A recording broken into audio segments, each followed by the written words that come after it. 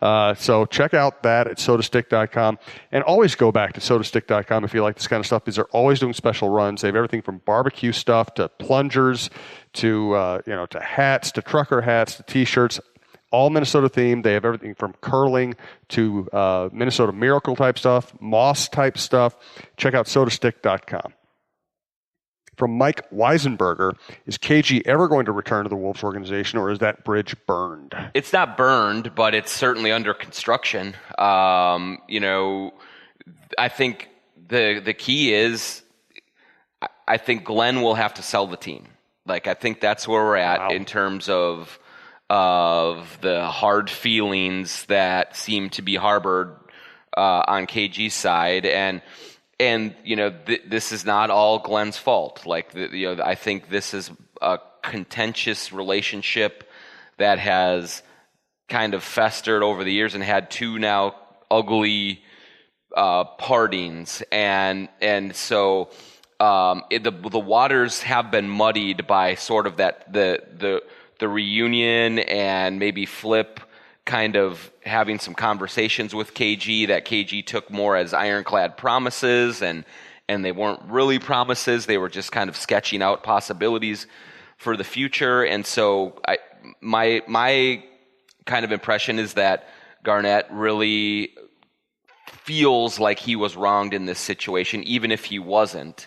And so given that kind of background, I just don't see a way that the gap is going to be bridged while Glenn owns the team. I think it'll take a situation where, I don't know, a few years down the road, Glenn sells the team to somebody, and then the new person comes in and says, hey, look, Kevin, I know that maybe you had some concerns with the past. Let's put those behind us. I'm new here.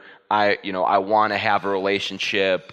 Let's build something here. Let's figure something out. And so I think eventually he will come back, and eventually 21 will be in the rafters, and who knows, maybe he'll get a statue or something like that. But it's going to take some time here, and I just don't see any resolution coming in the near future. While Glenn is the one in charge, even though I do know that Glenn would love for KG to come back and just to have some sort of mending of those fences. He definitely wants that. He's reached out and tried to do something with him, but it just has not been met with a warm reception. Do you think Glenn's hurt by that? Or is he angry? I don't know that angry is the word, but maybe frustrated a little bit. I think if he were to be honest, he would say, gosh, KG, I paid you all this money. Mm-hmm. Now Glenn himself said some things the first time KG was traded that he should not have said about KG tanking a season and kind of going on the basically not playing for the final 5 or 6 games of that season prior, and those things were out of bounds and should not have been said. Was he right though? I don't know that he was, because I do think that that was in a case where the Wolves were actively trying to lose games. And so the question is, was KG then saying, look, I don't want to be a part of this? Or was it them saying, look, KG, sit down. Your knees, let's take some mileage off your knees. We're not going anywhere anyway. We're going to shoot for a draft pick. Either way, I don't think it was an active thing where KG said, I'm kind of hurt. I don't want to play. I'm going to sit out, kind of a situation. So, but when Glenn brings that up publicly and makes those accusations, essentially, that didn't go well, obviously. That said, I mean, KG was difficult behind the scenes too, like as a lot of superstars are. But there were demands that he made, and kind of interactions that he had with people that really made him sometimes a bear to work with, and so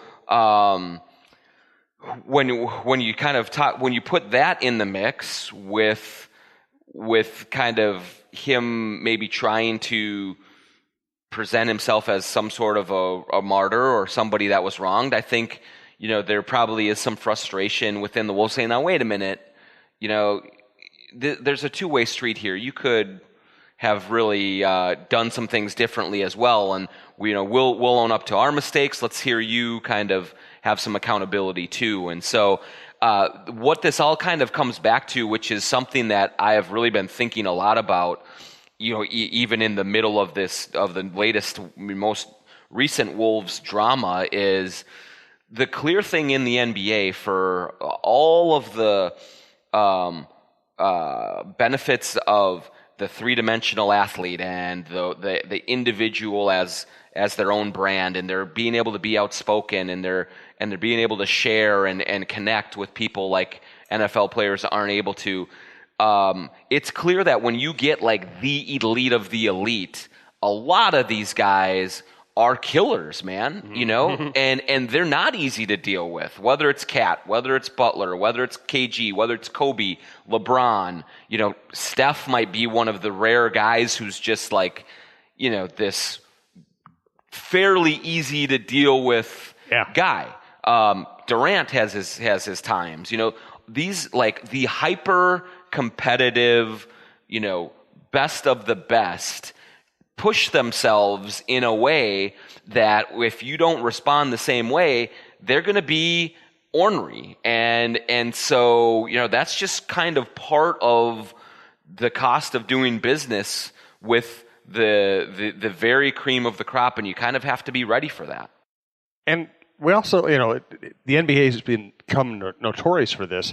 It happens a lot in the NFL, too. You just don't always see it, or it's always wide receivers, so it's become a cliche. I mean, Chris Carter was a Bear. Sure. And Chris Carter was a great, great player who held himself to an incredibly high standard and kind of had the passion of the what's the old saying about people who kind of get over an addiction?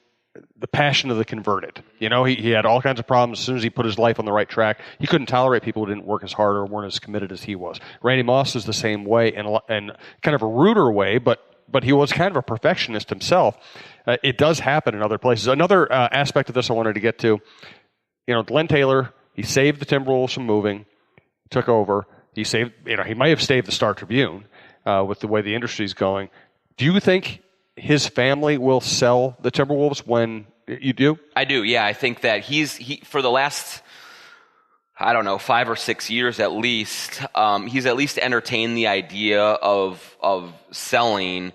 And previously, he had wanted to bring in a minority partner, let that person spend a couple of years by his side, let Glenn kind of continue to help usher in this new era of the Wolves, and continue to drive while the other guy rides shotgun or woman, and then hand the baton over in a couple of years and say, here, take it and run with it.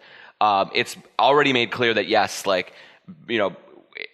Becky Taylor, who's a little younger than Glenn, would not be interested in keeping the team.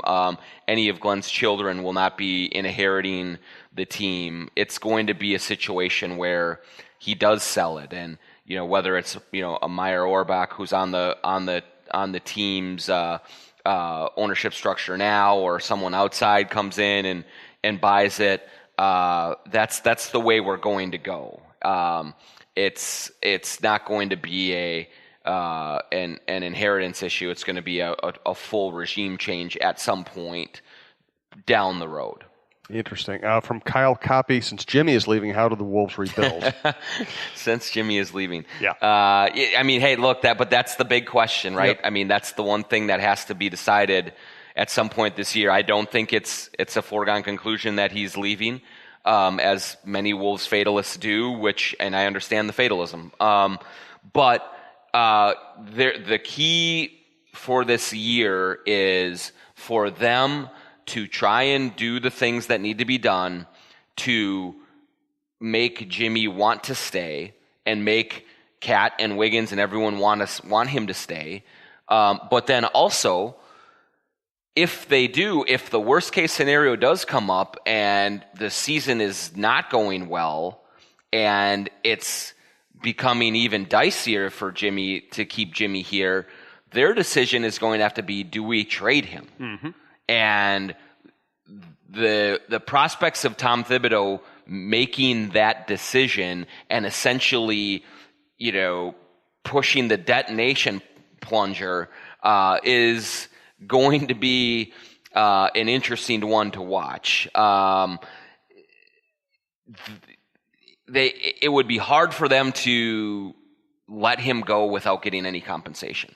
So now, if they win 55 games, they win a playoff series, but then still Jimmy says, you know what, I still can't go all the way with this group. I'm going somewhere else. Well, there's nothing you can do about that. Like, okay, he's made his decision. You did everything you could.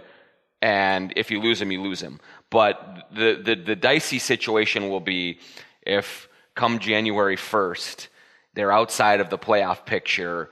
It looks like this whole thing is not coming together. What do they do and how do they do it? Again, just, for anyone who says I'm always too negative about the Wolves, I think there's an entire... People say you're too negative about the Wolves? I know, it's shocking. Seriously? Right? Yeah. Yeah. It's an amazing world, man. I mean, it's kind of... And, part of the modern media landscape is a lot of people consume media without actually understanding what anybody's role is. Mm-hmm. I'm a columnist. I'm supposed to be opinionated. I'm supposed to tell you what I think in blunt terms. I'm kind of supposed to be negative if I think that is honest and the right way to go.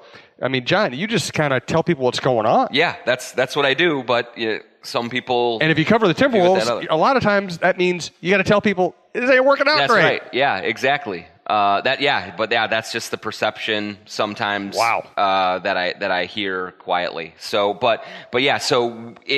I think there is a very real possibility that somehow this all coalesces and they figure things out second year into this and understand that, hey, we all just really want to win, and I'm not going to sit back and let this thing fall apart. I think that there's a really good chance that happens. But if it doesn't, they have to be prepared for how to handle the fallout of it. And the big question will be is if it's clear that this is going the wrong way and Jimmy's going to leave, will Tibbs actually pull that trigger and trade him? And I don't know. It's going to be it would be fascinating to watch if we got to that point. It's an amazing league. It really is. From Mike on Twitter, I'm sure he's the only Mike on Twitter. When will Tibbs get fired? And I'm the negative. And you're one, the negative right? one. I mean, this we've said it that like this year shapes up as either the year of the springboard or the year of the implosion. Yeah. And so I know that everyone in the organization knows going into this season what the stakes are. And there has to be there has to be improvement on a significant level for everyone to feel comfortable that this is sort of the iteration of the Wolves that we're going to invest in and go forward with and try to build for the long term. If it does not go well, if they miss the playoffs, he's in real trouble. But I don't, Glenn is a very pragmatic owner, and he's not one to push the panic button. So I would be surprised if there were some sort of in-season move, unless it's just totally falling apart. I would be surprised if there were some sort of in-season move. I think Tibbs is going to get a full season to really kind of prove him, that last year was the start of something really good instead of just a blip on the radar, and that he has everyone kind of bonded together and going in the same direction. And again, he can win a lot of games. They can absolutely. I was on Nate Duncan's podcast, and they will be coming out next week. And I think there's a real possibility that they're around a 50-win team, maybe even a little bit higher, and they get into the playoffs, and then they could win a series there. And then if that happens, I think everything is gravy. Everything is good, and they're going to go forward whether Jimmy Butler stays or not. I think there will be enough evidence then with 2 straight seasons of improvement that Tibbs knows what he's doing, and that he is bringing out the best in what he has. And so there's that chance. And then, but if something happens and if it doesn't work out, he's going to have a lot of hard questions to answer, and he's going to be kind of backed into a corner. And then there's the apocalyptic possibility, which is that they don't have a good season and Jimmy gets hurt and they can't even trade him. Yeah, I mean that's and that's really what Jimmy